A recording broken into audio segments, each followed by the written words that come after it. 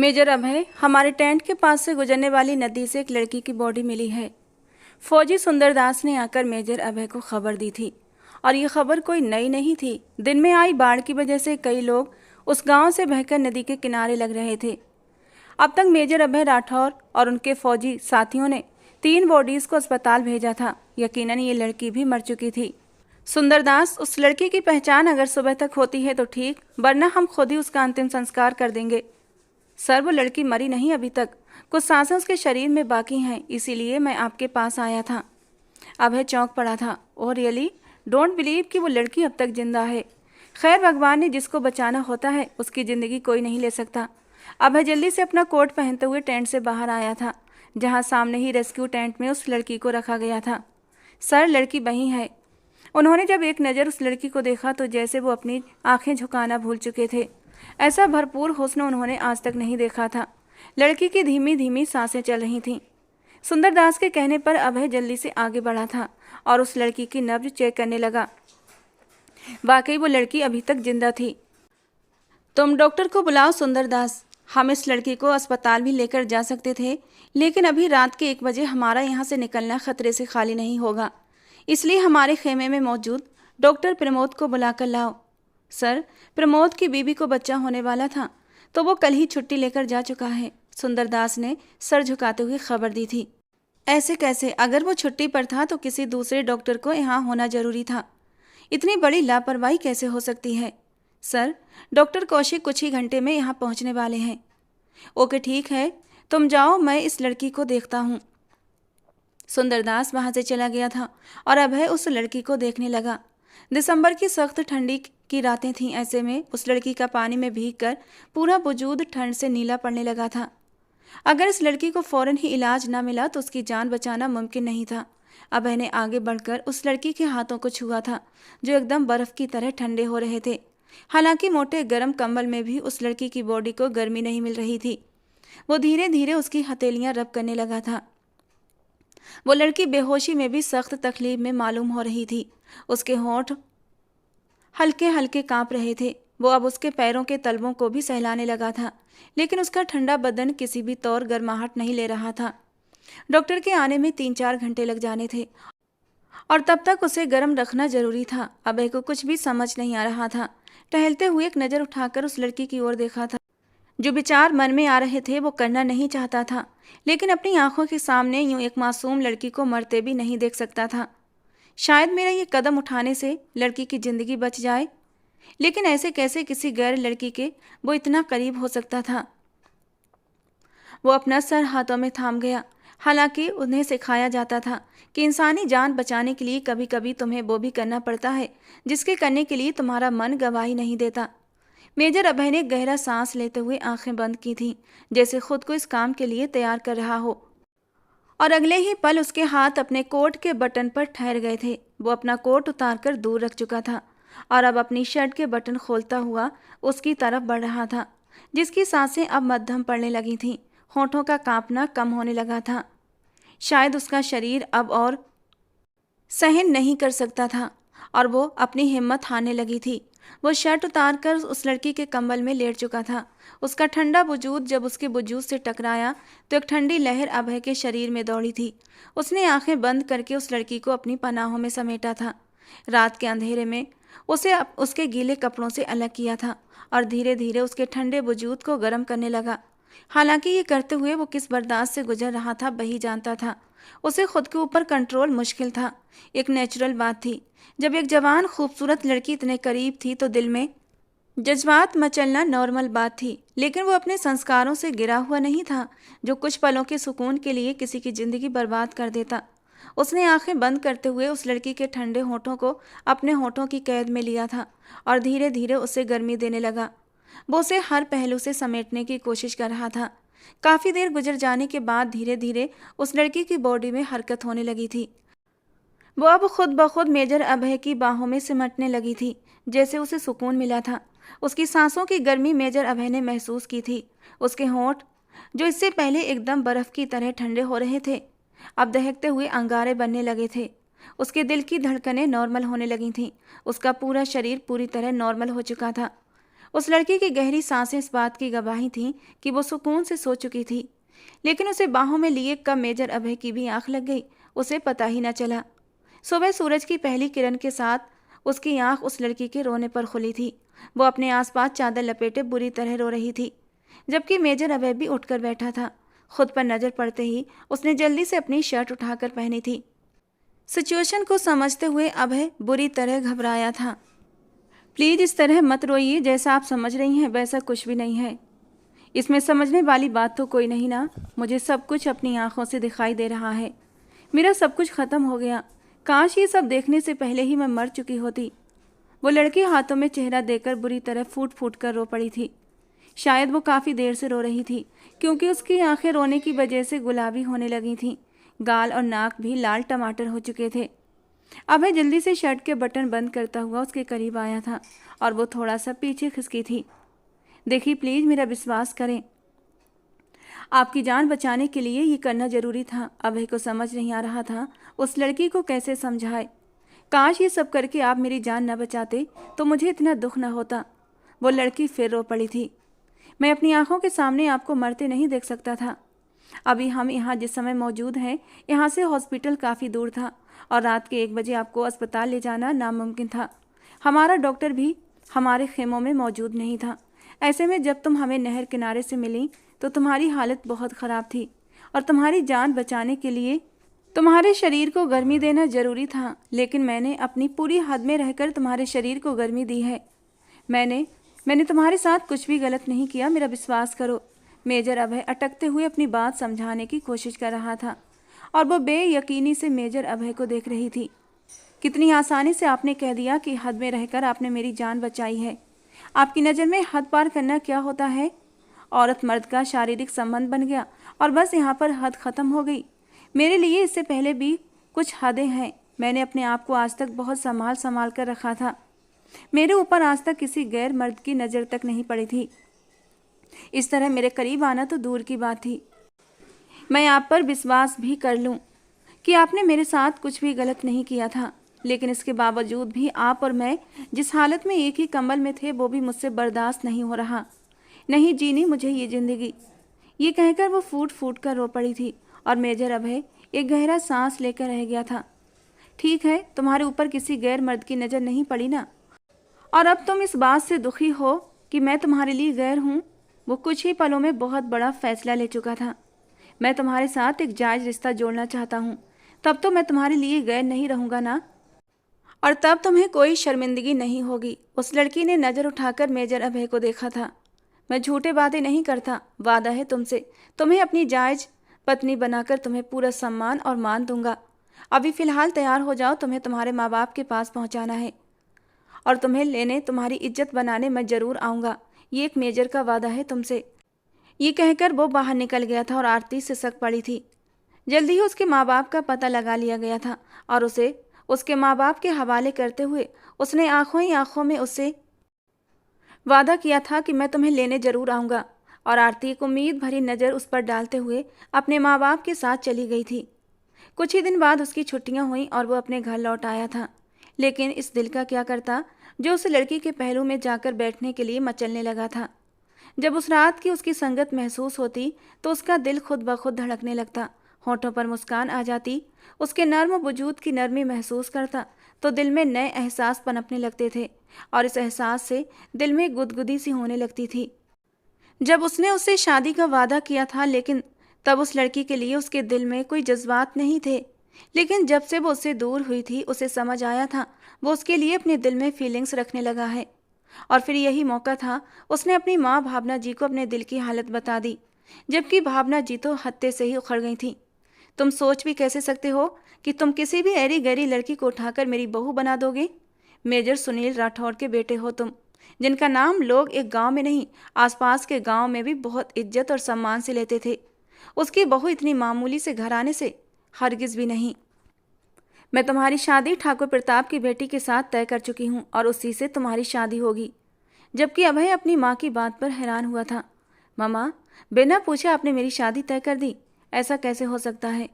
इसमें पूछने वाली कौन सी बात थी? माँ हूँ तुम्हारी और तुम्हारी ज़िंदगी के फैसले लेने के हक रखती हूँ। लेकिन ये मेरी पूरी ज़िंदगी का सवाल है मम्मा, और मैं अपने दिल की मर्जी के बिना कुछ भी नहीं करूँगा। मैं आरती से ही शादी करूँगा। मैं उससे वादा कर चुका हूँ, और मैं भी ठाकुर प्रताप से वादा कर चुकी हूँ कि उसकी बेटी नंदिनी ही तुम्हारी बीवी बनेगी। तो आपका वादा तो उसी सूरत में पूरा होगा ना, जब मैं जिंदा बचूंगा, क्योंकि एक मेजर अपने वादे से मुकर जाए उसके लिए मरने के बराबर है, और मैं अपना वादा नहीं तोड़ सकता। अगर आपको मुझसे प्यार नहीं, मुझे मरते देखना चाहती हैं, तो बेशक उस लड़की से मेरी शादी करवा दें, मैं उफ तक नहीं करूँगा। और भावना जी यहीं पर आकर हार चुकी थीं, लेकिन उसी पल से उनके दिल में उस अनजान लड़की के लिए नफरत पनपने लगी थी। उन्होंने गहरा सांस लेते हुए अपने बेटे को देखा था, जो हमेशा से ऐसे ही जिद्दी था। ठीक है, मैं उस लड़की के साथ तुम्हारी शादी करवा दूंगी, लेकिन शादी मेरी शर्तों के अनुसार होगी। अभय चौंका था। कैसी शर्तें मम्मा? वो मैं बाद में बताऊंगी, पहले शादी तो करो। उनके चेहरे पर एक अजीब सी मुस्कान थी, जबकि मेजर तो इसी बात पर खुश हो गया था कि उसकी शादी आरती से हो रही थी। आरती जो अभय के वादे पर आस लगाए बैठी थी, अब उसकी आस टूटने लगी थी। वो अपने आप को आईने के सामने खड़े देख रही थी, अपने पूरे वजूद को घो रही थी, जो पूरी रात के लिए उस मेजर अभय की बाहों में रहा था। अब कैसे ये अपना आप किसी दूसरे के हवाले कर सकती थी, जबकि वो उसकी हर खूबसूरती से आशना हो चुका था। वो तो अब खुद को तन और मन से मेजर अभय का मान चुकी थी। उसे लगा कि वो झूठा वादा कर गया है, अब नहीं आएगा। लेकिन जब वो अपनी माँ के साथ रिश्ता लेकर आया तो उसकी खुशी का ठिकाना नहीं रहा था, और आज वो दुल्हन बनी उसके कमरे में बैठी उसका इंतजार कर रही थी। दिल में नेचुरल डर और झिझक समाई हुई थी, जो मोस्टली इस समय लड़कियों पर छाई होती है। साथ ही साथ उसने मेजर अभय के हवाले से न जाने कितने रंगीन ख्वाब बुन लिए थे, ये जाने बिना कि उसके ये सारे ख्वाब बस टूटने ही वाले थे। उधर मेजर अभय हसीन रात के सपने सजाए अपने कमरे की ओर बढ़ा था कि भावना जी एकदम उसके सामने आई थी। रुक जाओ अभय, कहाँ जा रहे हो?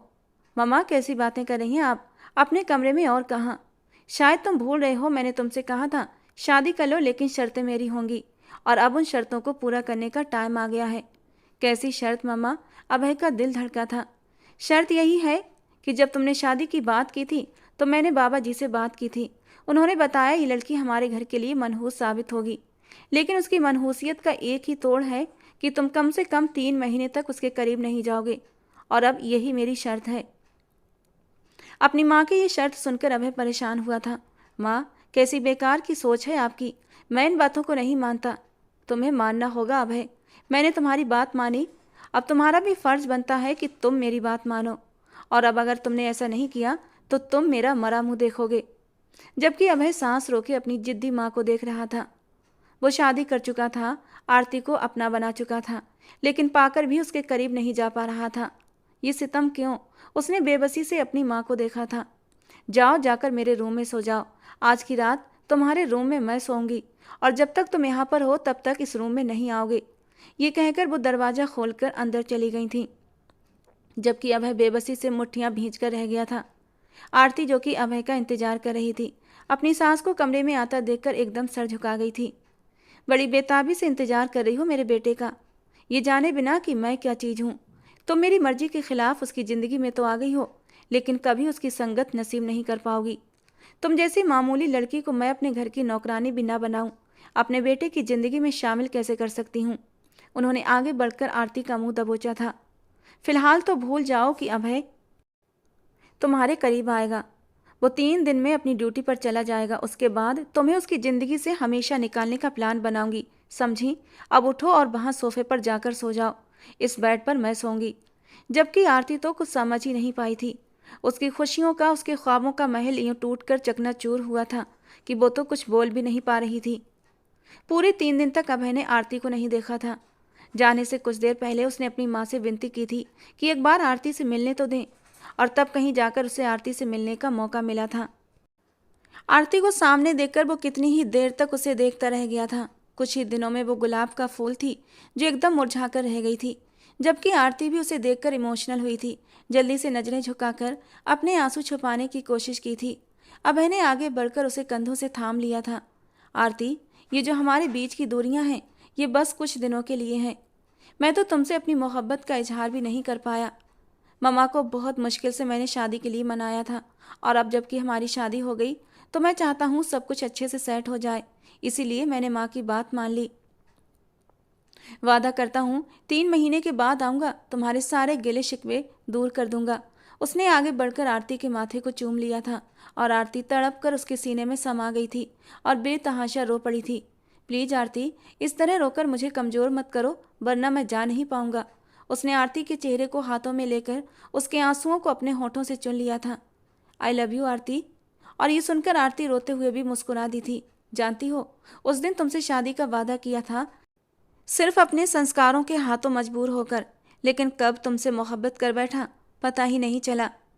शादी की पहली रात तुमसे इजहार मोहब्बत करके अपनी सारी चाहतें तुम पर लुटाना चाहता था, लेकिन शायद अभी हमारी किस्मत में मिलन नहीं है। 3 महीने तक मेरा इंतजार करना आरती, उस दिन हमारे मिलन की रात होगी और उस दिन हमारे बीच की सारी दूरियां खत्म हो जाएंगी। वो आरती के आंसू पोंछकर उसके माथे को चूमकर उसे बाय बोलकर कमरे से बाहर आ गया था। अपनी माँ और अपनी बहन सुरभि से मिलने के बाद उसने एक नज़र खिड़की पर खड़ी आरती पर डाली थी और आरती कमरे की खिड़की से तब तक नहीं हटी थी जब तक वो उसकी आंखों से ओझल नहीं हो गया था। और अब भावना जी को पूरी पूरी आज़ादी मिल चुकी थी आरती को उसकी ज़िंदगी से बाहर निकालने की। ये 3 महीने कैसे काटे थे ये तो अभय जानता था या आरती। भावना जी कभी भी आरती को अकेले में अभय से बात नहीं करने देती थीं। जब भी अभय आरती से बात करने के लिए कहता तो उसके सर पर सवार रहती थी और आरती बस हूँ हाँ में जवाब देती रहती। कोई रोमांटिक सी बात कहता तो उसका चेहरा लाल होता और जल्दी से अपनी नजरें झुका लेती। अभय उसके मुंह से अपने लिए कुछ सुनना चाहता था, कोई प्यार भरी बात, लेकिन उसकी ख्वाहिश ख्वाहिश ही रह जाती थी। भावना जी को सामने खड़े देखकर आरती कुछ कह ही नहीं पाती थी। जैसे तैसे करके ये जुदाई का लंबा समय भी कट गया था और अब मेजर अभय 3 महीने के बाद छुट्टियों पर घर आ रहा था। उसके चेहरे पर एक अलग ही चमक थी। ये शादी के बाद उसकी पहली छुट्टी थी और मेजर अभय की आंखों में अपनी नाजुक सी खूबसूरत बीबी का चेहरा जमकर रह गया था। उसकी शर्मीली सी मुस्कान और उसकी उठती गिरती लंबी घनी पलकें अभय के दिलो दिमाग पर एक गहरी छाप छोड़ रही थीं। इस बार अभय ने पक्का इरादा कर लिया था कि वो ड्यूटी पर आते हुए हर सूरत आरती को साथ लेकर आएगा, क्योंकि अब वो उसके बिना एक पल भी रहना नहीं चाहता था। सोचने लगा कि माँ को भी किसी तरह इस बात के लिए मना लूँगा कि वो अब उसके साथ रहेगी, क्योंकि अब उसकी लगाई हुई पाबंदी का टाइम भी पूरा हो चुका था। लेकिन वो क्या जानता था, इंसान कई इरादे बना लेता है मगर होता कुछ और है। अपने दिल पर काबू पाता मेजर अभय ने आरती को सोचते हुए अपना फ़ोन निकाला और एक हाथ से ड्राइव करते हुए दूसरे हाथ से नंबर डायल करते मोबाइल कान से लगाया। दूसरी तरफ बेल जा रही थी।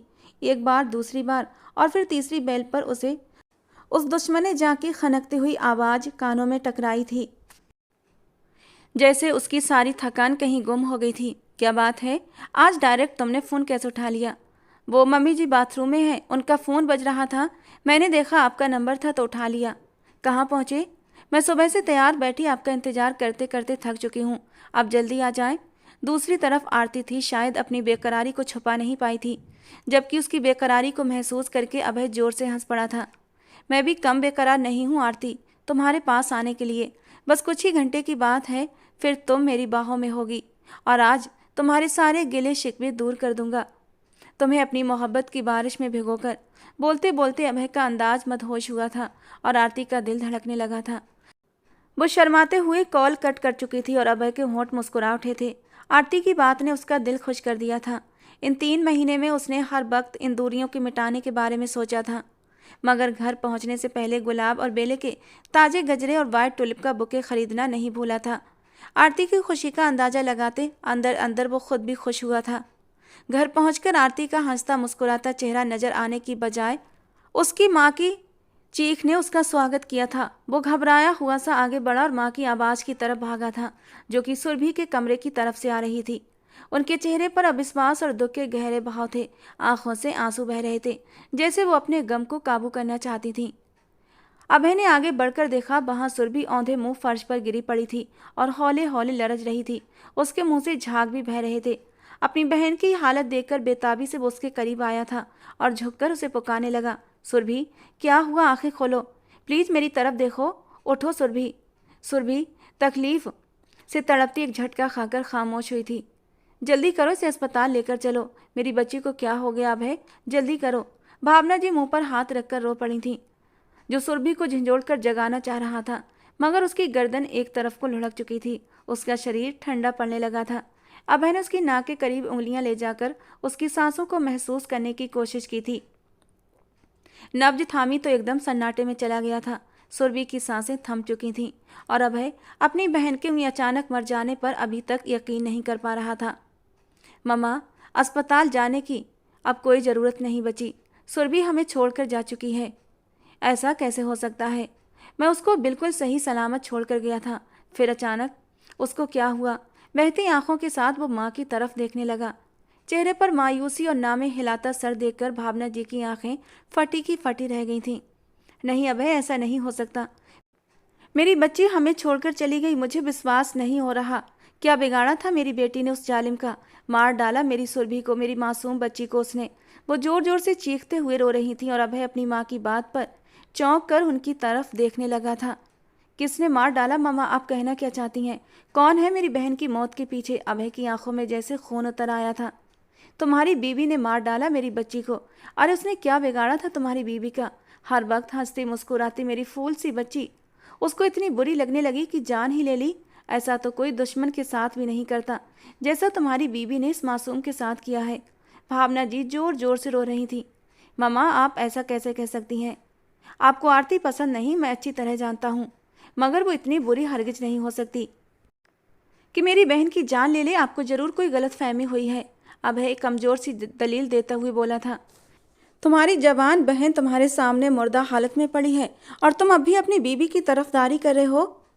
तुम्हें लगता है मैं झूठ बोल रही हूँ? देखो अपनी बहन की हालत, जिसके मुंह से झाग निकल रहे हैं और जिस्म नीला होता जा रहा है। क्या ये सब देखने के बाद भी तुम मुझे गलत कहोगे? उसके अलावा इस घर में होता ही कौन है? तुम कहना क्या चाहते हो? क्या मैं खुद ही अपनी फूल सी बच्ची को मारूंगी? मैं एक माँ हूँ, मैं ऐसा कैसे कर सकती हूँ अभय? भावना जी अपनी बात पर डटी थीं और अभय को यकीन दिलाने की पूरी कोशिश कर रही थी। ये जो कोई भी है, मैं उसको बिल्कुल भी माफ़ नहीं करूँगा, मगर पहले हमें कुछ ज़रूरी कदम उठाने होंगे। इसकी हालत बिगड़ती जा रही है। अगर हमने ज़्यादा देर की तो मेरी बहन पर लोग तरह तरह की बातें करेंगे और मैं ये हरगिज़ बर्दाश्त नहीं कर सकता। पहले ही न जाने कितनी तकलीफ सहकर मेरी बहन ने अपनी जान दी है। अब और दुनिया से चले जाने के बाद लोग उसकी पीठ के पीछे सारी ज़िंदगी उसको बुरे शब्दों से याद करें। ये मौका मैं दुनिया को हरगिज नहीं देना चाहता। वो तेजी से सुरभि को कमरे से उठाकर बाहर लेकर आया था। पल भर में घर का माहौल बदल चुका था। सुरभि की मौत ने जैसे सबको हिलाकर रख दिया था। चीख पुकार की आवाज़ों ने धीरे धीरे गली मोहल्ले वाले और रिश्तेदारों ने हवेली में आना शुरू कर दिया था, जहाँ सुरभि की माँ भावना जी गम से निढाल सुरभि सुरभि पुकार रही थीं। अचानक जवान मौत पर हर आंख भरी हुई थी, मगर ये भगवान की करनी थी। उसे ऐसे ही दुनिया से जाना था। अब वह किसी से बात नहीं करना चाह रहा था, मगर लोगों के इकट्ठा हो जाने पर भावना जी सबके सामने रोते हुए सीना पीट रही थी। मेरी फूल सी बच्ची को उसकी अपनी सगी भाभी ने मार डाला और एक भाई जो अपनी बीवी से सवाल जवाब करने की बजाय खामोशी से खड़ा न जाने किस बात का इंतजार कर रहा है। उसको अपनी जवान बहन की मौत का भी एहसास नहीं हुआ। अभी तक बीवी के गुण गाए जा रहा है। सुरभि ने न जाने किस गुनाह की सजा पाई है। मैं किससे इंसाफ मांगूंगी? हे भगवान, तू ही मेरी बच्ची की मौत का बदला लेना। उसका भाई तो बेरहम हो गया है। किसी ने सच कहा है, बीवी के सामने मर्द को कुछ भी दिखाई नहीं देता। जानबूझकर लगातार रोते हुए भावना जी न सिर्फ भीड़ को सुरभि की मौत की वजह बता रही थीं, बल्कि अपने बेटे की खुदगर्जी का ढिंढोरा भी पीट रही थीं। और वो नहीं जानती थीं कि उनकी मांगी हुई दुआ किस कदर तेजी से कबूल होने वाली थी। जल्दी ही सुरभि की मौत का इंसाफ होने वाला था। वहां मौजूद औरतें अपने दिमाग के हिसाब से कहानियां बनाने लगीं। कोई कहती कि शक्ल से मासूम दिखने वाली भाभी इस कदर जालिम हो गई कि पति की इकलौती बहन को ही जान से मार दिया, तो कोई कहती इसमें कुछ न कुछ गड़बड़ जरूर है। मुझे लगता है सुरभि ने खुदकुशी की है। हो सकता है उसे उसकी भाभी ने ना मारा हो और उसने खुदकुशी न की हो। शायद उसका वक्त ही पूरा हो गया था। एक समझदार औरत ने वहां मौजूद औरतों की बोलती जबान को चुप करवाना चाहा। खैर, जितने मुंह उतनी बातें थीं।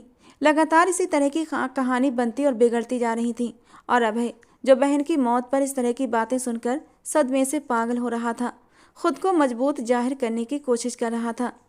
कुछ सोचकर वो अपने कमरे में आया था। घर आते हुए अभय ने कब सोचा था कि घर में उसके लिए कयामत इंतजार कर रही थी। कमरे का दरवाज़ा खोलकर वो अंदर दाखिल हुआ तो सामने ही एक कोने में ज़मीन पर बैठी आरती डर से काँप रही थी और लगातार सर नामे हिलाए जा रही थी। ये सब क्या हो गया? ये सब कैसे हुआ? आरती लगातार इन्हीं शब्दों को दोहरा रही थी। आरती, होश में आओ। तुम घर पर ही थी तो मुझे बताओ कि सुरभि के साथ ये सब कैसे हुआ? क्या तुम इस बारे में कुछ जानती हो? प्लीज़ मुझे बताओ, वरना मैं पागल हो जाऊंगा। अभय आरती के पास जाकर रिक्वेस्ट करते हुए बोला था। मैं कुछ नहीं जानती। मुझे नहीं पता ये सब कैसे हुआ। मुझे कुछ नहीं पता, मैं सच कह रही हूँ। आरती जैसे अपने होश में नहीं लग रही थी। वो बहुत डरी हुई थी। इस वक्त एक झटके से दरवाज़ा खोलकर भावना जी अंदर आई थीं। पूछो पूछो अपनी बीवी से, इसने ये हिम्मत कैसे की कि मेरी बेटी को, क्या मेरी बेटी का इस घर पर कोई हक नहीं था कि उसे जान से ही मार दिया? अगर उसे मेरी फूल सी बच्ची से इतनी तकलीफ थी तो मुझे बता देती। मैं उसे लेकर कहीं और चली जाती, कम से कम मेरी बच्ची जिंदा तो रहती।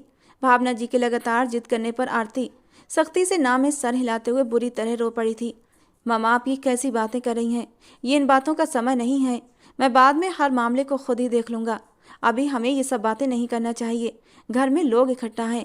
अभय जैसे बर्दाश्त के एक मुश्किल दोराहे से गुजर रहा था और फिर थोड़ी देर में सुरभि का अंतिम संस्कार की प्रक्रिया शुरू हो चुकी थी।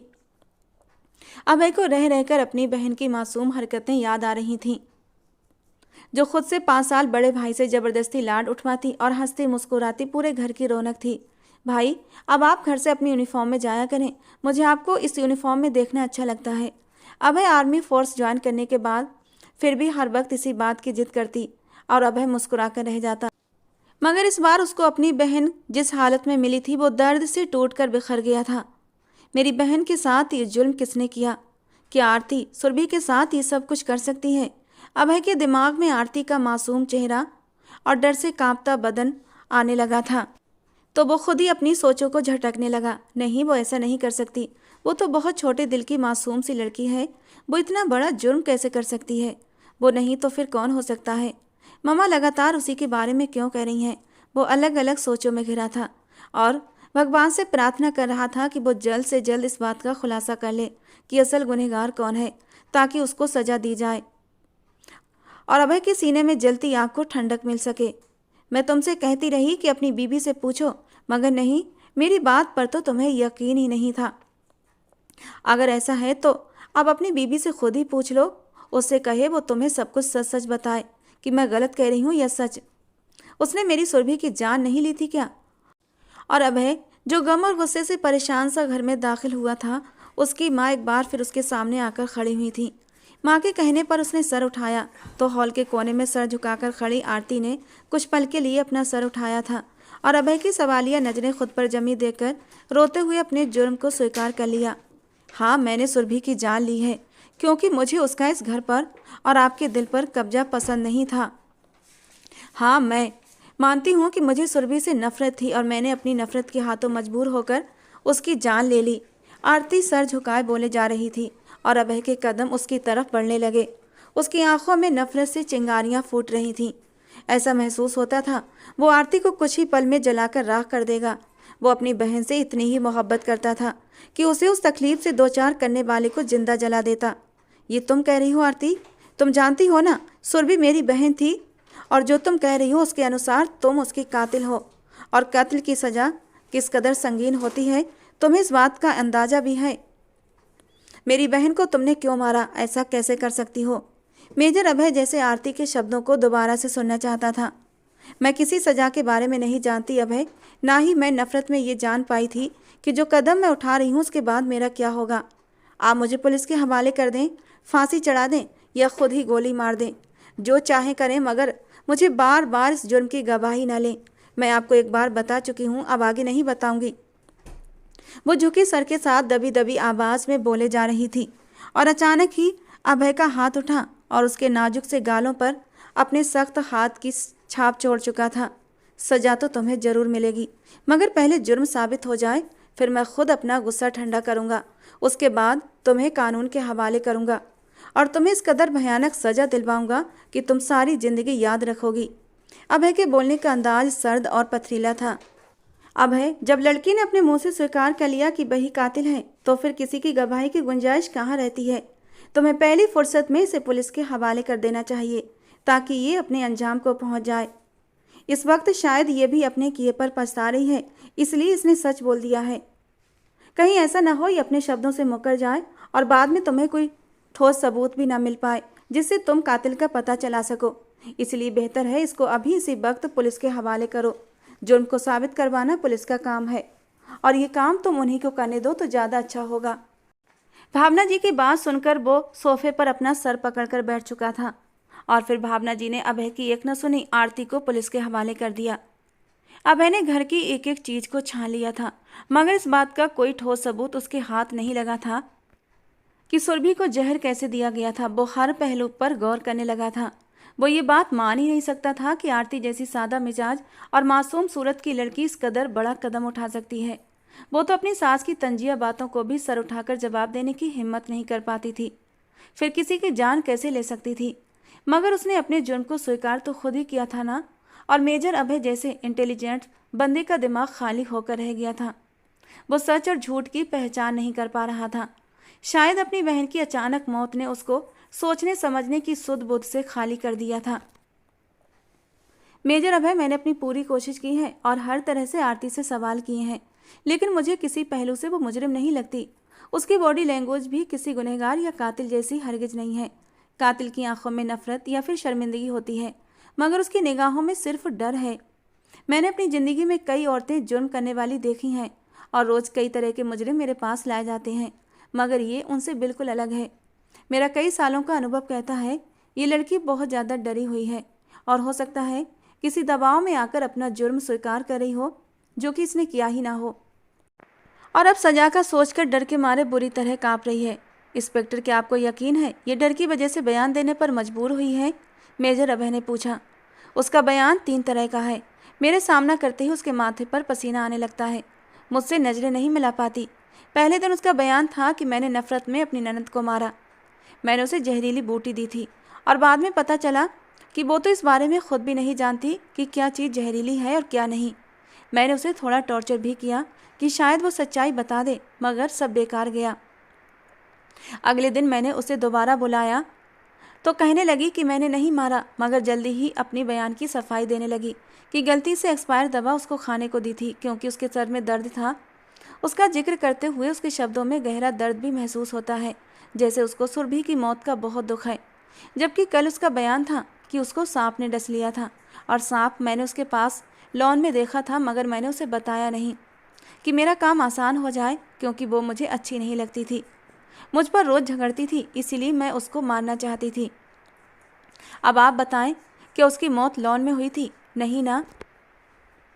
वो तो ये भी नहीं जानती जिस वक्त सुरभि की लाश मिली वो कौन सा वक्त था, लाश कहाँ मौजूद थी और उस वक्त आप कहाँ थे? पुलिस इंस्पेक्टर सुधा, जिसको जान पहचान की वजह से मेजर अभय ने ख़ास तौर पर यह काम सौंपा था, अपने ख्याल बता रही थी। उसके सेल फोन से भी कोई ऐसी कॉल या मैसेज रिकॉर्ड नहीं मिला। बस वो खुद को ही सुरभि की मौत का जिम्मेदार ठहरा रही है और यही उसका फोकस है। सर, कहीं ऐसा न हो जाए कि वो मासूम नाजायज़ सज़ा पा जाए और बाद में आपको पछतावा हो। पुलिस इंस्पेक्टर अपनी बात पर थी, मगर फिर मुझे अपनी बहन के मुजरिम का पता कैसे चलेगा? मैं आगे क्या करूं, मुझे कुछ समझ नहीं आ रहा। मेजर अभय का दिमाग काम नहीं कर रहा था। घर पर आने जाने वालों का और अपनी माँ पर भी आपको अच्छी खासी नज़र रखना चाहिए। हर छोटी से छोटी बात को आप खुद गहराई से नोटिस करेंगे तो कुछ ना कुछ ज़रूर सबूत मिलेंगे। हो सकता है सुरभि किसी वजह से खुद ही अपनी जान ले चुकी हो, मगर आपकी माँ या आपकी बीवी ये बात छुपाना चाहती हो। पुलिस इंस्पेक्टर ने एक नया पहलू सामने रखा था। आप कहना क्या चाहती हैं? मेजर अभय की गैरत को ये बात स्वीकार न हुई थी। मेजर अभय साहब, आजकल की लड़कियां बहुत जज्बाती हो गई हैं। अक्सर इस तरह के केसेस होते हैं कि घर वालों को लगता है हमारी बेटी पढ़ने गई है, मगर पुलिस इंस्पेक्टर ने अपनी बात अधूरी छोड़ी थी।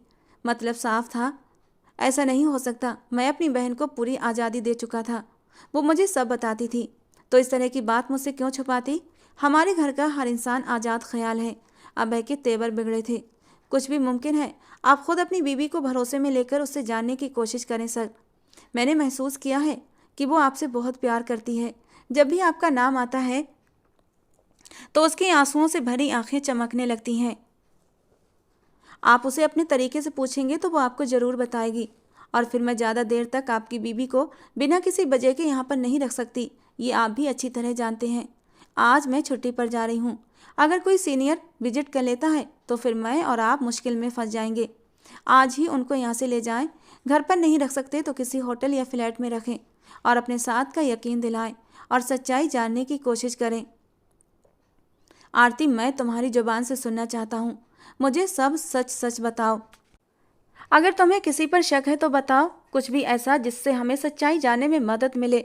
तो मुझे कुछ भी मत छुपाओ। अगर किसी तरह का झूठ बोल रही हो तो सच बता दो। बाद में मैं तुम पर किसी भी तरह का तरस नहीं दिखाऊंगा और पुलिस के हवाले कर दूंगा। तुम खुद जानती हो, एक जवान और खूबसूरत लड़की अगर थाने में लावारिस हो तो उसके साथ किस तरह का सलूक किया जाता है। और तुम्हें मेरी बात पर यकीन ना आए तो कान खोलकर सुन लो।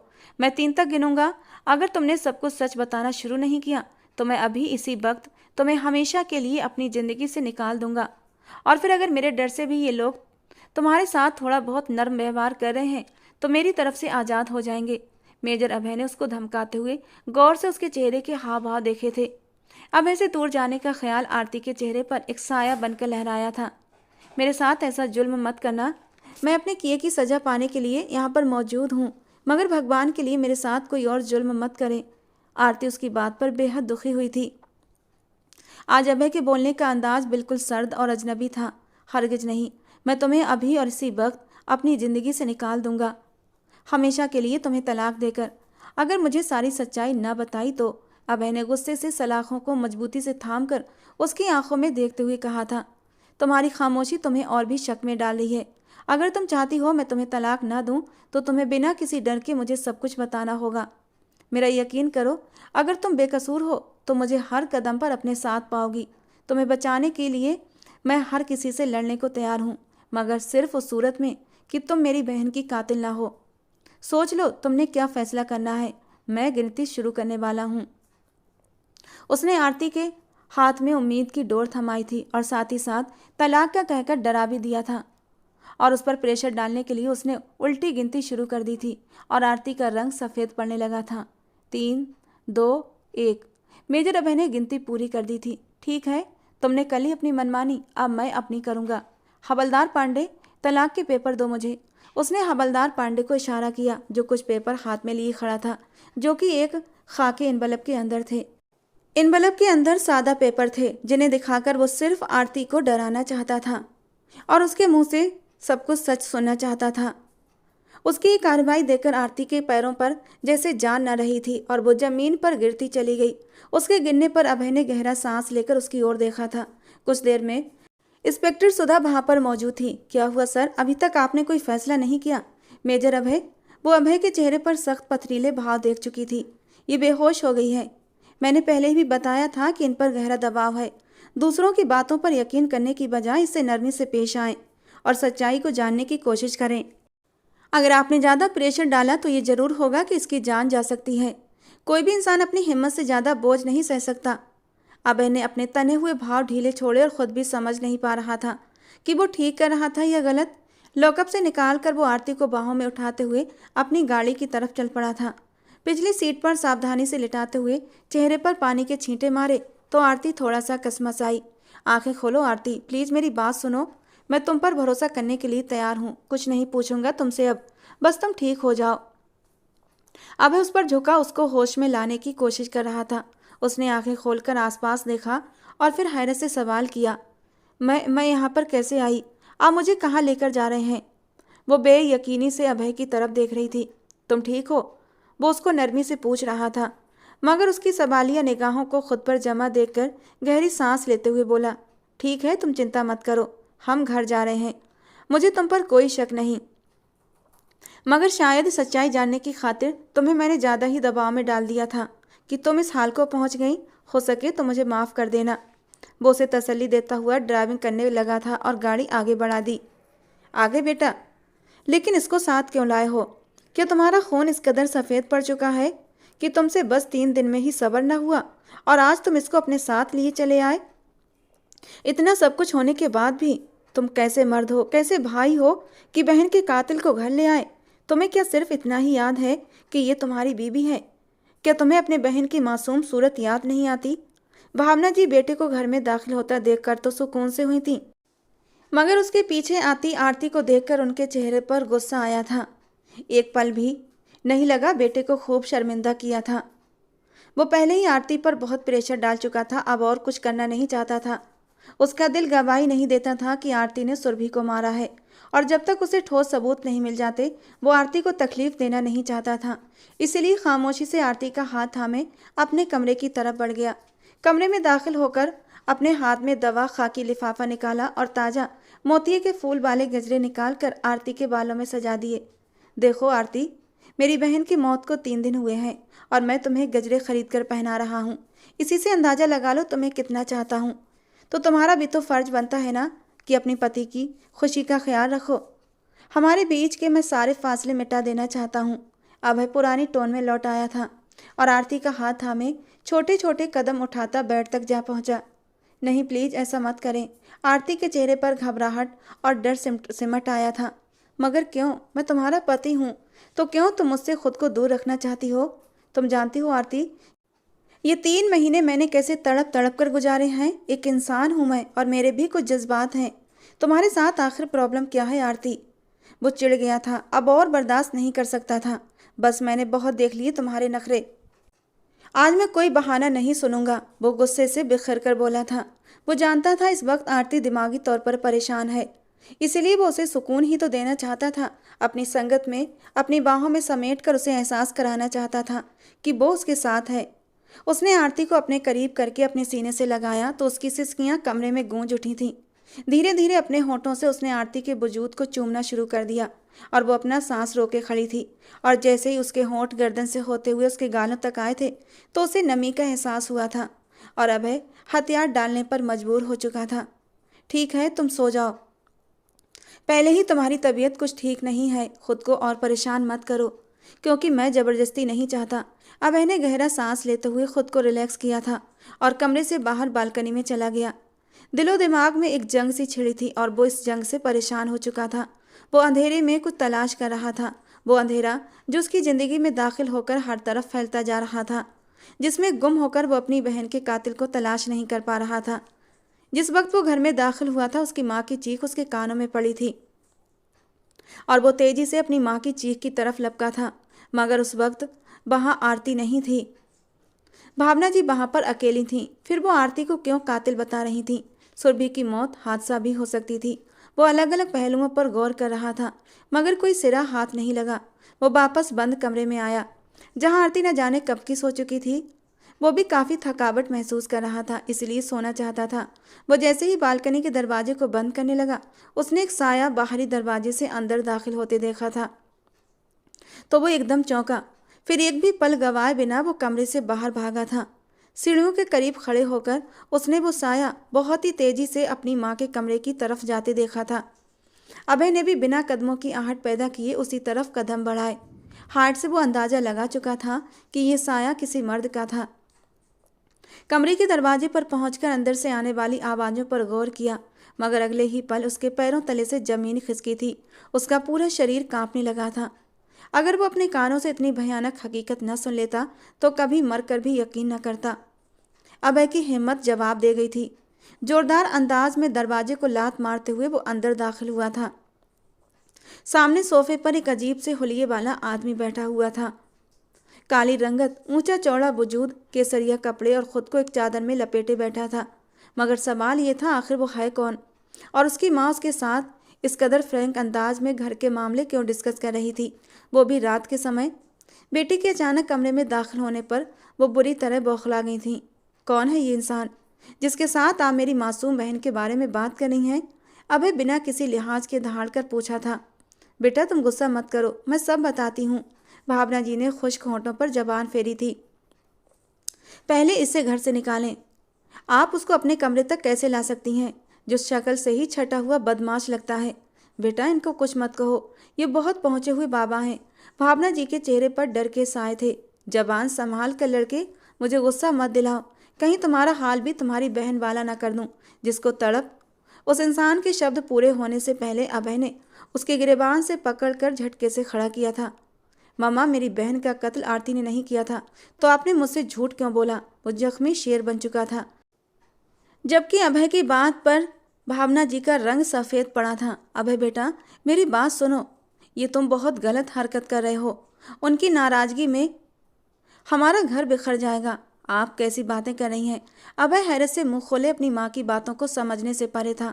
तुम बहुत बड़ी गलती कर रहे हो, मुझे जानते नहीं हो। मैं काली ताकतों को इस्तेमाल करता हूँ और जो चाहे कर सकता हूँ।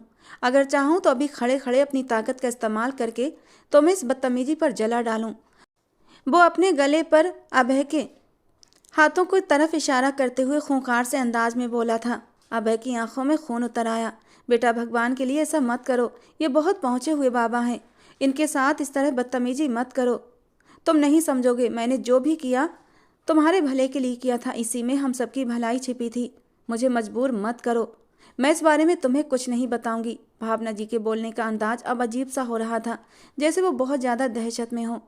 मेरी बहन की मौत में और उसका इल्ज़ाम मेरी बीवी पर लगाकर उसे गिरफ्तार करवाकर कौन सी भलाई छिपी थी? आपको ये सब नहीं करना चाहिए था। मैं आपको कभी माफ़ नहीं करूँगा। अभय का दिल खून के आंसू रो रहा था। सुरभि, मैंने तुम्हारे लिए बहुत अच्छे घर का रिश्ता देखा है। मैं चाहती हूँ कल जब वो लोग तुम्हें देखने आए तो उनकी खातिरदारी में कोई कमी नहीं होनी चाहिए। तुम कल अपनी फ्रेंड पूनम के साथ पार्लर चले जाओ और अपनी स्किन केयर करवा लो। पता नहीं क्यों इतनी सुस्त हो। एक वो लोग हैं जो हथियार कांटों से लैस होकर बड़े बड़े अफसरों को फांस लेते हैं और अपने छोटे घरों को छोड़कर बड़े घरों की रौनक बन जाती हैं। खैर छोड़ो, अब गुजरी बातों पर मिट्टी डालो। ऐसा कहने से अपना दिल ही जलता है। मैं पूनम से कह दूंगी, तुम 4 बजे उसके साथ जरूर चली जाना। समझ गई? भावना जी हर कदम पर आरती को बेइज्जत करना अपना फर्ज समझती थीं, जो अपना सर झुकाए उनके सामने सोफे पर बैठी थी। माँ, मेरी स्किन ऐसी ही है और मैं अपनी केयर भी करती हूँ। अब रंगत का क्या करूँ? ये सांवलापन तो मुझे आपसे मिला है। कुदरती रंग को पार्लर वाली कैसे बदल सकती है? और मुझे कोई रिश्ता विश्ता नहीं करना, मैं अभी पढ़ना चाहती हूँ। और भाई ने वादा किया था, वो मुझे पढ़ाई पूरी होने तक तंग नहीं करेंगे। प्लीज़ आप भी छोड़ दें ये सब।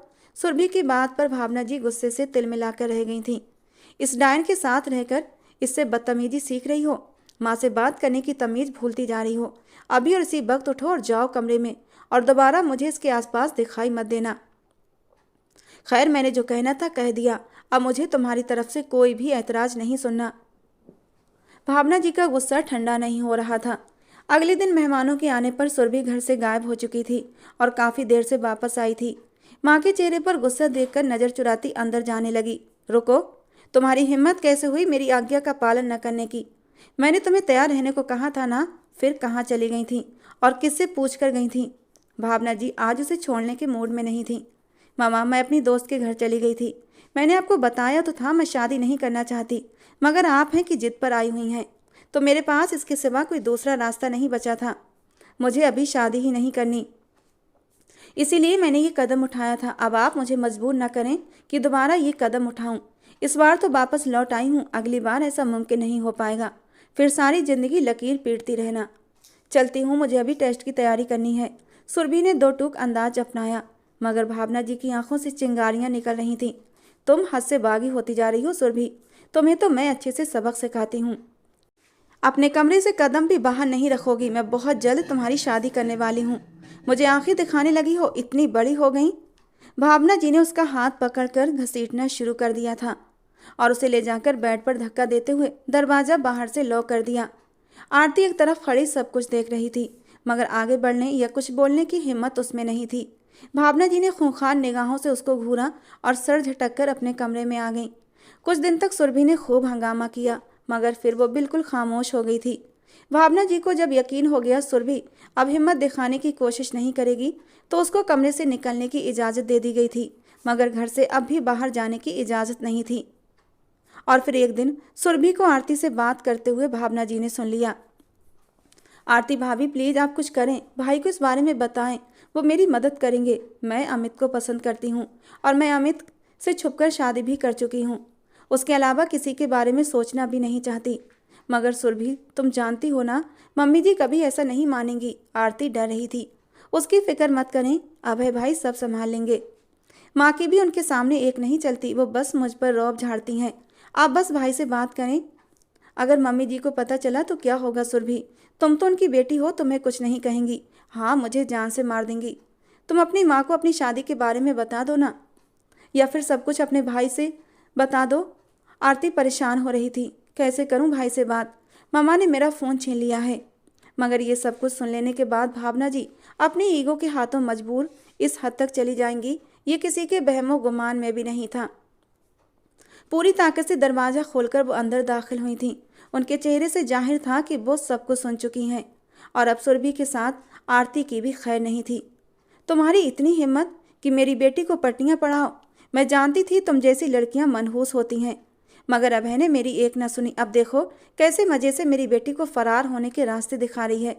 तुम तो खुश होगी ना कि ये घर से चली जाए और तुम्हारी जान छूटे, मगर मैं ऐसा नहीं होने दूंगी। उसको देख लूँ, फिर तुम्हारा भी इंतजाम करती हूँ और तुम पहली फुर्सत में उस लड़के से तलाक लोगी। और आरती से बात करते वो अचानक सुरभि की तरफ पलटी थीं। भावना जी के इरादे अच्छे खासे खतरनाक थे। बस कर दे माँ, भाभी ने कुछ नहीं किया। वो तो जानती ही नहीं कि मैं अमित से शादी कर चुकी हूँ। ये बात मैंने खुद आज ही इन्हें बताई है। आप अपने सामने किसी की मर्जी चलने कब देती हैं कि मैं आपको ये राज बताती? मगर खैर, अब सुन ही चुकी हो तो ये भी सुन लें कि मैंने लगभग 3 महीने पहले ही शादी कर रखी है और तब आरती भाभी इस घर में नहीं आई थी। और सबसे बड़ी खबर तो ये है कि मैं माँ बनने वाली हूँ। भलाई इसी में है कि मुझे मेरे पति के साथ विदा कर दें, वरना मैं कोई गलत कदम उठा लूँगी। सुरभि के खुलासे पर भावना जी के साथ आरती भी मुंह खोले हैरत का शिकार थीं। और फिर कुछ दिन में ही अपने कमरे में कैद सुरभि को न जाने क्या कुछ बर्दाश्त करना पड़ा था। और जिस दिन अभय की वापसी थी उसी दिन सुरभि अपनी जान से हाथ धो बैठी थी। अपनी बेटी की मौत से भी आपने सबक नहीं लिया? जितना कमज़ोर विश्वास है आपका। जिंदगी और मौत तो भगवान के हाथ में होती है। ये खुद एक मामूली सा इंसान होकर किसी को कैसे नुकसान पहुंचा सकता है? अभय गुस्से से मुट्ठियां भींचते हुए अपनी माँ के डर को देख रहा था। मैं तुम्हें बताता हूँ कि मैं क्या कर सकता हूँ। उस इंसान ने अपने हाथ हवा में ऊंचे किए, मगर अभय ने तेजी से अपनी जेब से गन निकालकर उसको कुछ भी कहने का मौका दिए बिना ठंडा कर दिया था। और अभय का गुस्सा देखकर भावना जी अंदर तक कांप उठी थीं और उस बाबा के तड़पते वजूद को देख रही थीं। मुझे माफ़ कर दो बेटा, मैंने बहुत सोच समझकर ये कदम उठाया था। मैं नहीं चाहती थी हमारी बदनामी हो, लोग मेरी परवरिश पर उंगली उठाएं। सुरभि ने मुझे ये सब करने पर मजबूर कर दिया था। मैं तुम्हें कैसे बताऊं कि मैं बदनामी के किस दोराहे पर खड़ी थी? भावना जी सर झुकाए रोती जा रही थी। मुझे पहेलियों में मत उलझाएं माँ, जो कहना चाहती हैं साफ कहें। अभय किसी भी तौर ठंडा नहीं हो रहा था। सुरभि के लिए एक अच्छे लड़के का रिश्ता आया था। मैं तुम्हें उसके बारे में बताना चाहती थी, मगर सुरभि हमारी इज्जत को दांव पर लगाने वाली थी। वो किसी लड़के को पसंद करती थी, यहाँ तक कि शादी भी कर चुकी थी। तो इसमें क्या बुराई है? मानता हूँ सुरभि को हम पर यकीन करना था, मगर अपनी पसंद से शादी करना उसका हक था। इतनी बड़ी सज़ा आप उसे कैसे दे सकती हैं? अभय का गुस्सा कम नहीं हो रहा था, क्योंकि बात शादी से आगे निकल चुकी थी। अभय, तुम्हारी वो मासूम बहन माँ बनने वाली थी और सबकी राजदार तुम्हारी बीवी थी। तुम क्या चाहते थे कि मैं फिर भी खामोशी से तमाशा देखती रहती? मैंने मजबूर होकर ये कदम उठाया था। भावना जी ने अपना जुर्म स्वीकार किया था।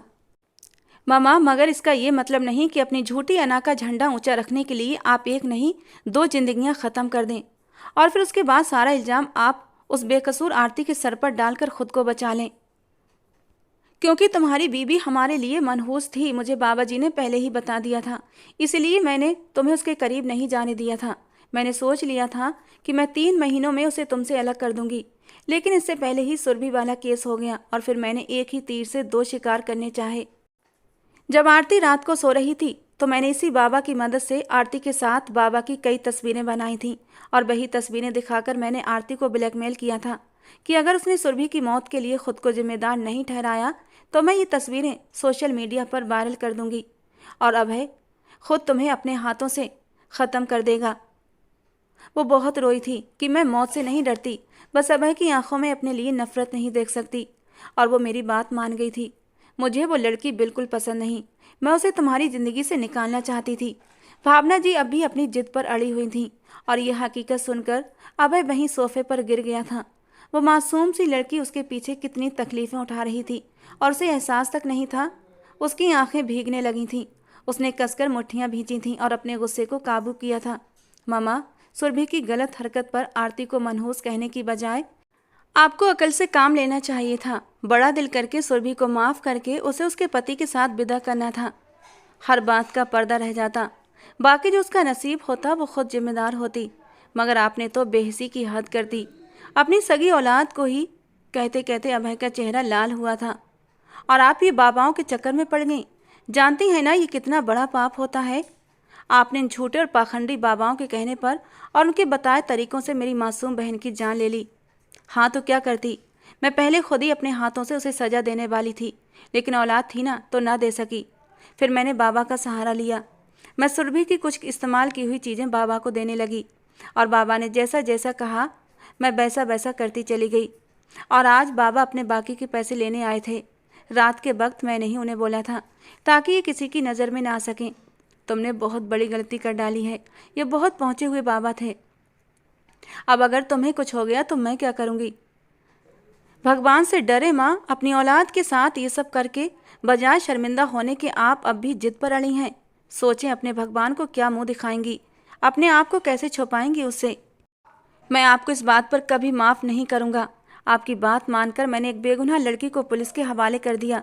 ये तो भगवान की कृपा थी कि मैं बगैर किसी सबूत के उस पर कोई तकलीफ नहीं आने दी, इसीलिए उसको वापस घर ले आया हूँ।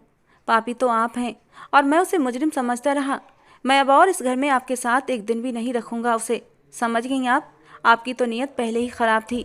पहले दिन से ही आपको आरती से प्रॉब्लम थी कि मैंने खुद से लड़की पसंद की थी और वो भी आम से घराने की। आप जानती हैं मेरे लिए सिर्फ मेरे दिल की खुशी अहमियत रखती है।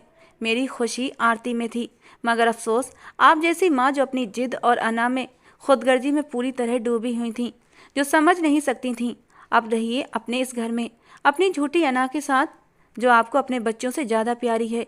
वो गुस्से से वहाँ से जा चुका था और अब भावना जी को एहसास हो चुका था, लेकिन अब उनके पास पछतावों के सिवा कुछ न बचा था। वो अपने कमरे में आया जहाँ आरती अपने बेड पर लेटी हल्के हल्के काँप रही थी। सोते हुए भी उसके दिमाग पर डर सवार था।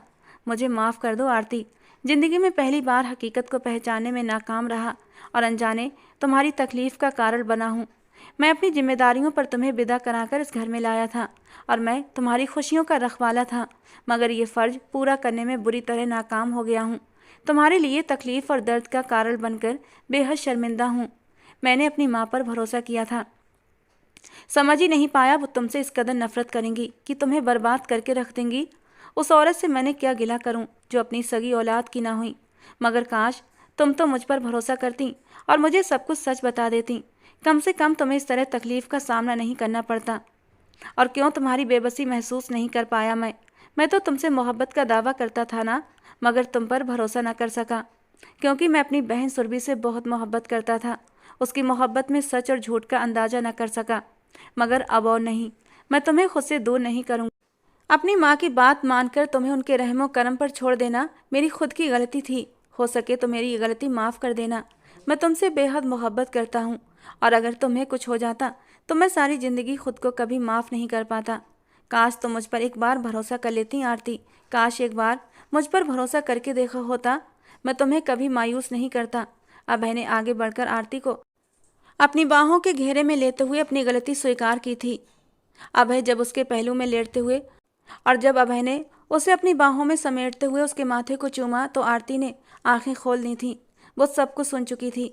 अपने कानों से अभय और भावना जी की बातें वो सुन चुकी थी और वो बुरी तरह डर गई थी और उल्टे कदमों जाकर कंबल में घुसकर लेट गई थी। लेकिन उसका कांपना बंद नहीं हो रहा था। वो तो बहुत मासूम थी, दुनिया की चालाकियों से दूर, लेकिन जो हकीकत आज उस पर खुली थी वो बुरी तरह डर गई थी। वो अभय की बाहों में सिमट गई थी, उसके सीने में सर छुपाकर रो पड़ी थी और अभय ने उसे सीने से भींचकर उसके आंसुओं को पोंछ दिया था।